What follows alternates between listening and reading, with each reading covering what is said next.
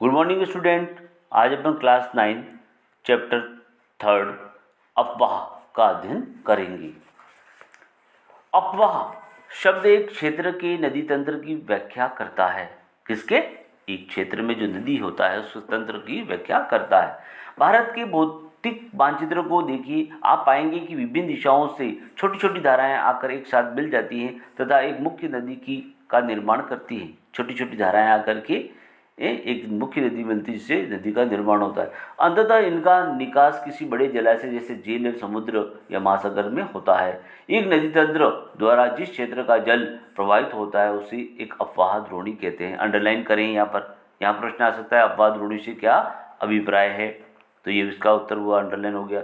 मानचित्र का अवलोकन करने पर यह पता चलता है कि कोई भी ऊंचा क्षेत्र जैसे पर्वत या उच्च भूमि दो पड़ोसी अफवाह द्रोणियों को एक दूसरे से अलग करती है। इस प्रकार की उच्च भूमि को जल विभाजक कहते हैं। अंडरलाइन करें, जल विभाजक किसे कहते हैं, तो और उसका उदाहरण दीजिए। तो यहाँ पर ये बता दिया है कि क्या क्या है, कोई भी ऊंचा क्षेत्र पर्वत हो या उच्च भूमि दो पड़ोसी अफवाह द्रोणियों को एक दूसरे से अलग करता है। तो इस प्रकार की उच्च भूमि को हम जल विभाजक कहते हैं।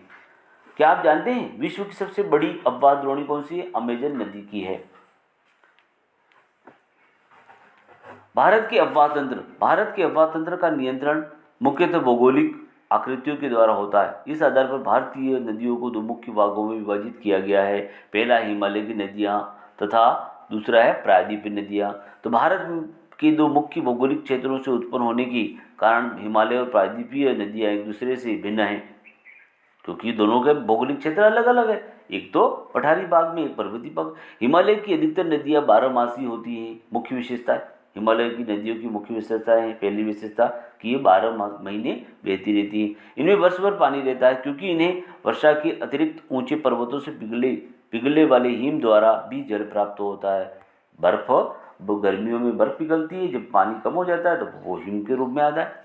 हिमालय की दो मुख्य नदियां सिंधु और ब्रह्मपुत्र इस पर्वतीय श्रृंखला की उत्तरी भाग से निकलती है। तो यहाँ पर हिमालय पर्वत की मुख्य दो नदियों के नाम लिखे थे, सिंधु और ब्रह्मपुत्र। इन नदियों ने पर्वतों को काटकर गोर्जों का निर्माण किया। हिमालय की नदियां अपने उत्पत्ति स्थान से लेकर समुद्र तक के लंबे रास्ते को तय करती हैं। अन्य निक्षेपण आकृतियों का निर्माण करती है। ये पूर्ण विकसित डेल्टाओं का भी निर्माण करती है। अधिकतर प्रायद्वीपीय नदियाँ मौसमी। अब दूसरा देखो प्रायद्वीपीय नदियाँ। अब यहाँ पर हिमालय की नदी और प्रायद्वीप में अंतर भी हो गया कि प्रायद्वीपीय नदियाँ कैसी होती है? मौसमी होती है, क्योंकि इनका प्रवाह वर्षा पर निर्भर करता है। शुष्क मौसम में बड़ी नदियों का जल भी घटकर छोटी छोटी धाराओं में बहने लगता है। हिमालय की नदियों की तुलना में प्रायद्वीपीय नदियों की लंबाई कम और छिछली होती है। देखो तुलना हो रही दोनों में, हिमालय की नदियों की तुलना में प्रायद्वीपीय नदी कैसी होती है? लंबाई कम होती है और ये छिछली होती है। फिर भी इनमें कुछ केंद्रीय उच्च भूमि से निकलती है तथा पश्चिम की तरफ बहती है। क्या आप इस प्रकार की दो बड़ी नदियों को पहचान सकते हैं? प्रायद्वीपीय भारत की अधिकतर नदियां पश्चिमी घाट से निकलती तथा बंगाली खाड़ी की तरफ बहती हैं, क्योंकि ढाल ही उसका पश्चिम से पूर्व की ओर है ना। इसके यहाँ देखिए अफवाह प्रतिरूप दे रखे हैं, 4 प्रकार के अफवाह प्रतिरूप देखे: ध्रुमाकृतिक अफवाह, जालीनुमा अफवाह, आयताकार अफवाह और अरीय अफवाह। अब यहाँ देखेंगे एक एक को कि द्रुतगामी प्रतिरूप तब बनता है, कब बनता है? जब धाराएं एक स्थान की भूस्थल की ढाल की अनुसार बहती हैं। अंडरलाइन करें इसको। इस प्रतिरूप में मुख्य धारा तथा उसकी सहायक नदियों एक वृक्ष की शाखाओं की भांति प्रतीत होती हैं। तो वृक्ष की शाखाओं की तरफ प्रतीत होने वाला कौन सा? द्रुतगामी। जब सहायक नदियां मुख्य नदी के समकोण पर मिलती हैं तब जालीनुमा प्रतिरूप का निर्माण होता है। तो जालीनुमा प्रतिरूप का निर्माण कब होता है? जब उसकी सहायक नदियां उसके समकोण पर मिलती हैं। ये प्रश्न यहाँ से बनेंगे।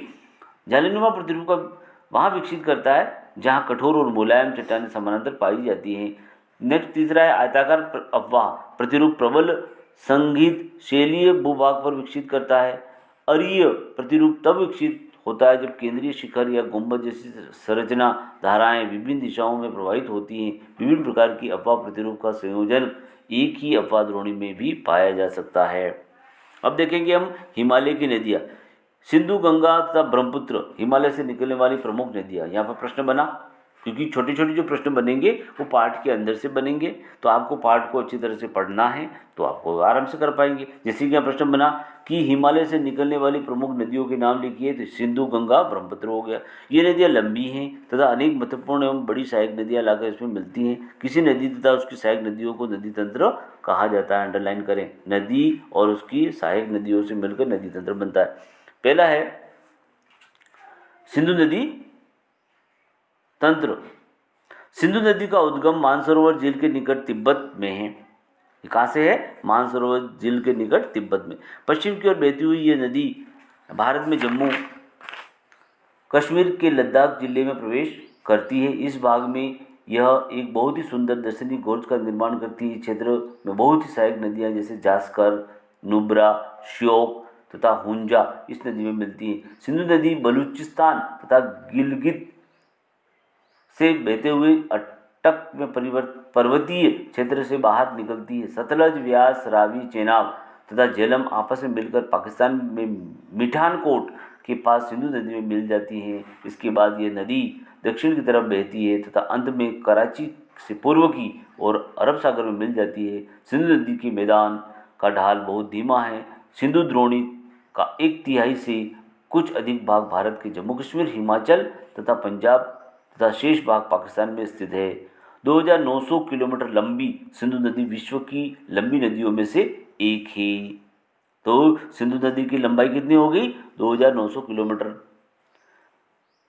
क्या आप जानते हैं सिंधु जल समझौता संधि के अनुच्छेदों 1960 के अनुसार भारत इस नदी प्रक्रमण के संपूर्ण जल का केवल 20% जल का उपयोग कर सकता है। इस जल का उपयोग हम पंजाब, हरियाणा, राजस्थान के दक्षिण पश्चिम भागों में सिंचाई के लिए करते हैं।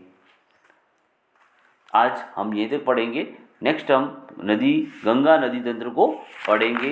इसके कुछ क्वेश्चन आंसर हैं, ऑब्जेक्टिव जो हैं दे रखे हैं उनको आपको करना है। 4 क्वेश्चन दे रखे हैं उनको आपको करना है। धन्यवाद।